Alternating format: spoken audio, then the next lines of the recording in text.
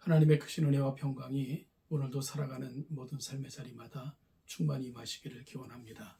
기도하겠습니다.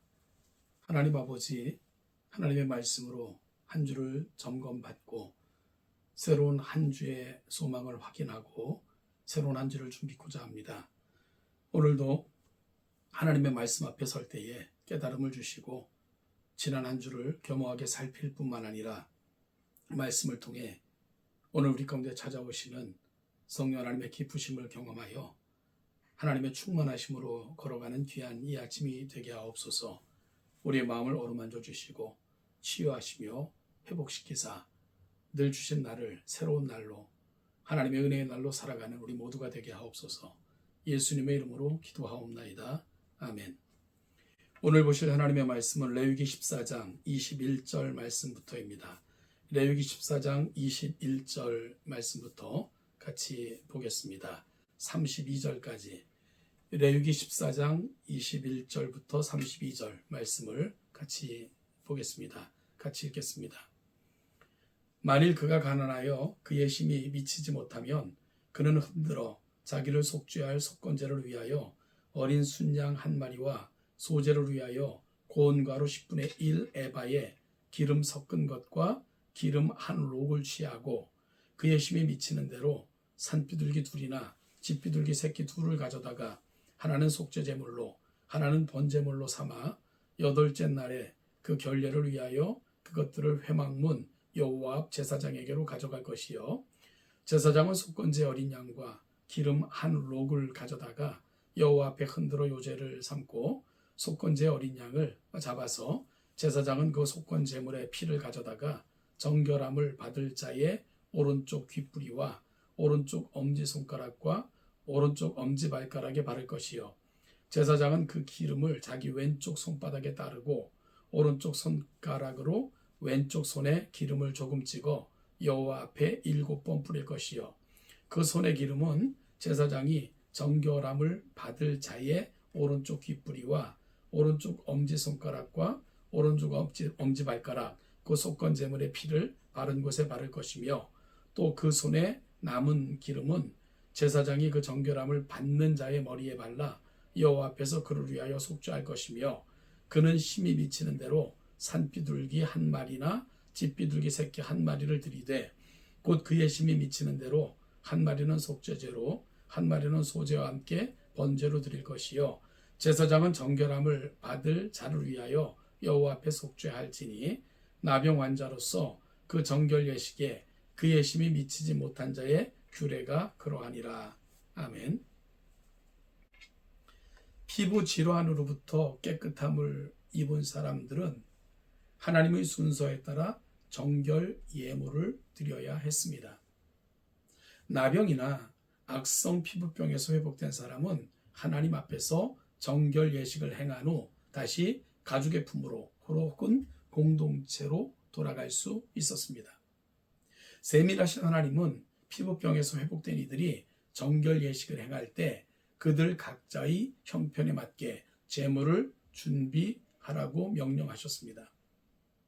오늘 본문에서 하나님은 가난한 사람들의 형편을 고려하셔서 그들의 형편에 맞게 제물을 드리라고 특별한 규정을 정해 주셨습니다. 오늘 본문을 통해서 우리는 어떻게 하나님을 섬겨야 할까요? 그 부분을 함께 묵상해 보도록 하겠습니다. 가난한 사람이라도 정결 예물을 드려야만 합니다. 왜냐하면 이 세상에서 하나님의 은혜 아니고 구원받을 자는 세상에 아무도 없기 때문입니다. 하나님께서는 부자에게는 정결 예물로 3마리의 양을 드리라고 명령하셨습니다. 하지만 가난한 자들에게는 어떻게 제물을 드리라고 명령하십니까? 21절 말씀을 보실까요? 만일 그가 가난하여 그의 힘이 미치지 못하면 그는 흔들어 자기를 속죄할 속건제를 위하여 어린 순양 한 마리와 소제를 위하여 고운 가루 10분의 1 에바에 기름 섞은 것과 기름 한 록을 취하고 가난하다고 해서 하나님께 드려야 할 것을 완전히 면제받지는 않습니다. 단 하나님께서는 할 수 있는 대로 드리라고 말씀하십니다. 가난하기 때문에 주일 성수를 하지 않거나 아니면 가난하기 때문에 나는 하나님께 마땅히 드려야 될 것들을 빼먹어도 된다 하는 것을 성경은 말씀하지 않습니다. 정해진 것은 가난하든 부하든 높든 낮든 누구나 감당해야 됩니다. 단 하나님께서는 모든 것을 정해놓고는 그만큼 드리라고 말씀하시는 거 아니라 형편 따라, 그리고 또한 가난한 사람이면 그 가난함에 준한, 즉 힘에 미치는 대로 드릴 것을 말씀하고 계십니다. 그러므로 성도로서 반드시 해야 하는 일, 예배드리고 말씀 보며 기도하며 찬양하는 일을 멈추지 말아야 되고요. 또한 하나님 앞에 착하고 충성된 종으로 우리의 정말 할 수 있는 한 최선을 다하는 것 하나님이 바라시고 기뻐하시는 것입니다.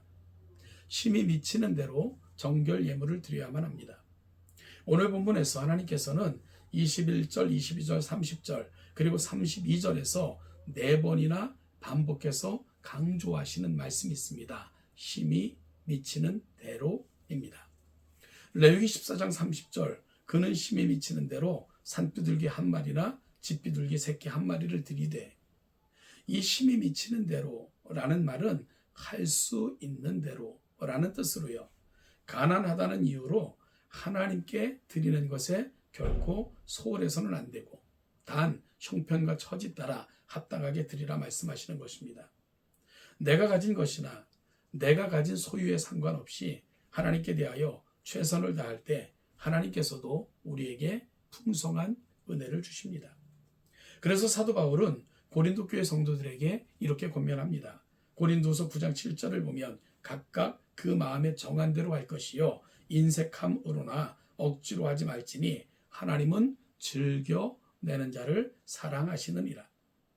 3마리의 양을 드릴 수 없이 형편이 어려운 사람들은 1마리의 양과 고온가루 10분의 1 에바를 드리거나, 그것도 힘들다면 산비둘기 2이나 집비둘기 2 혹은 산비둘기 1와 집비둘기 1라도 감사의 마음과 기쁜 마음을 가지고 힘이 미치는 대로 최선을 다해 드릴 때 하나님께서는 이것을 많은 부자의 많은 예물과 동일하게 취급하시고, 또한 오히려 예수님의 말씀처럼 가난한 과부의 2렙도를 훨씬 더 기뻐하신다는 사실을 우리는 분명히 기억할 수 있어야 됩니다. 하나님은 우리의 재물을 원하시는 분이 아닙니다. 하나님은 우리의 마음을 원하시는 분이십니다. 하나님께서 이처럼 정결 예물에 많고 적음에는 상관하지 않으시는 이유가 무엇일까요? 하나님은 다시 말씀드리지만 우리의 마음을 원하시는 분이시기 때문입니다. 예수님은 바리새인과 서기관들에게 이사야 선지자의 말씀을 인용하시면서 이 백성이 입술로는 나를 공경하되 마음은 내게서 멀도다 라고 말씀하셨고요.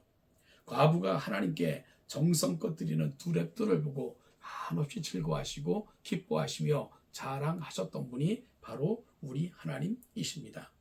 사랑하는 여러분, 하나님께 최선을 다하는 성도, 그것이 하나님이 정말 원하시고 기뻐하시는 것입니다. 질병에서 회복되었다면 하나님께서 정하신 정결 예물을 드리고 정결 예식을 진행함으로써 하나님의 백성으로 다시 회복될 수 있었습니다. 이때 하나님은 가난한 사람이라도 예우 없이 힘이 미치는 대로, 즉 할 수 있는 대로 하나님께 예물을 드리라고 명령하셨습니다. 하나님께서 부족하셔서가 아니라 최선을 다해 예물을 드리는 사람의 마음을 받으시기 위함이며, 또한 예물을 드린다는 것은 우리 마음을 드리는 행위일 뿐만 아니라 우리의 다짐을 함께 담아 드리는 것이기에 하나님은 우리의 마음과 다짐을 함께 받고 싶으셔서 가난한 자라 할지라도 반드시 예물을 드리라 라고 말씀하고 계신 것입니다. 사랑하는 동천교회 성도 여러분, 하나님께서는 힘이 미치는 대로, 또한 가난한 사람이면 가난한 편대로, 그러나 중요한 것은 우리의 마음을 담은, 그리고 또한 하나님의 은혜에 대한 감사를 담은, 남은 생애를 주님의 뜻대로 살겠다고 하는 우리의 다짐을 담은 것, 하나님은 그걸 받고 싶어 하시며 오늘도 우리를 그 자리로 초청하고 계신 것입니다. 오늘 우리가 살아가는 이 삶의 자리에서도 하나님을 기쁘시게 하며 하나님을 영광스럽게 할 뿐만 아니라 내게 주어진 삶의 자리에서 최선을 다해 마음을 하나님께 드림으로 하나님의 영광을 선포하며 살아가는 우리 동촌의 모든 성도들 되시기를 주님의 이름으로 축복합니다.